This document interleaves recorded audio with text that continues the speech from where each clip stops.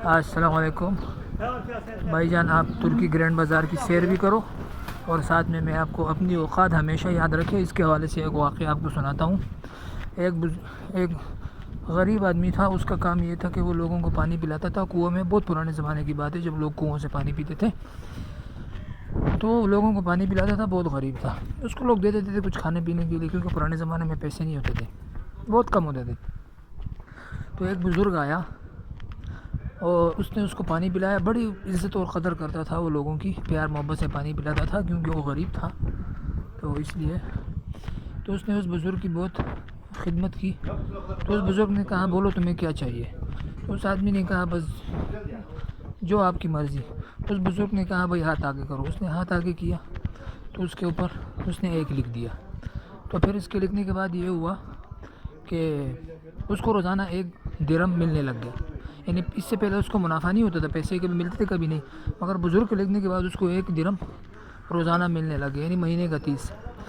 اس کے کچھ عرصے کے بعد ایک دوسرا بزرگ آیا، اس کی بھی اس نے بڑی عزت کی، تو وہ بھی خوش ہوا۔ اس نے بولا، تمہیں کیا چاہیے؟ تو اس نے بولا، آپ کی مرضی۔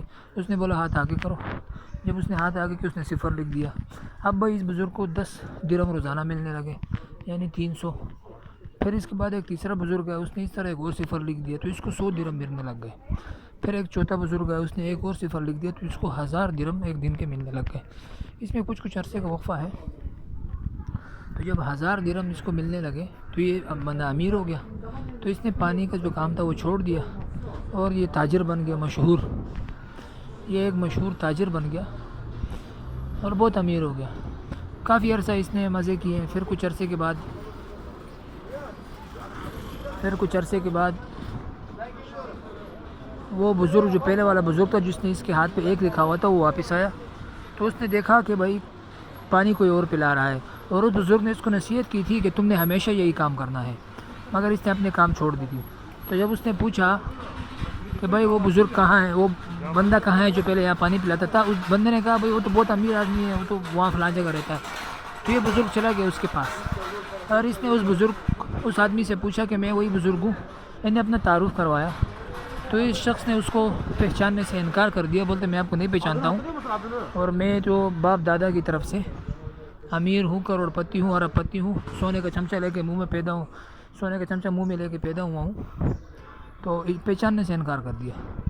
تو اس بوڑھے نے بولا، ٹھیک ہے، تم مجھے نہیں پہچانتے؟ اس نے کہا نہیں۔ اس نے کہا، ہاتھ آگے کرو۔ اس نے ہاتھ آگے کیا تو جو 1 لکھا ہوا تھا اس پہلے والے بزرگ نے، اس نے وہ 1 مٹا دیا اپنے ہاتھ سے۔ تو جب وہ 1 ہاتھ مٹ گیا، اب اس کے ہاتھ سے 1 لکھا ہوا مٹ گیا، باقی 0 رہ گئے۔ تو اس کے بس کچھ عرصے کے بعد اس کو تمام کاروبار میں نقصان ہونا شروع ہوا، اور چند عرصے میں ہی وہ کروڑ پتی سے 0 پتی بن گیا، یعنی وہ غریب ہو گیا، سڑکوں پہ آ کے بھیک مانگنے لگ گیا۔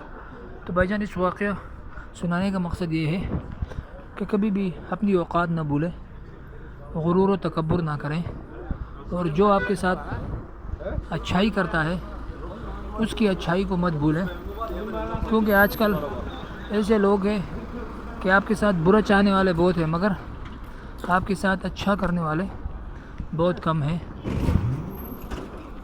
تو ملتے ہیں اگلی ویڈیو میں۔ اللہ حافظ، اپنا خیال رکھیے گا۔ اسلام فروم استنبول چینل کی جانب سے آپ سب کو خوش آمدید۔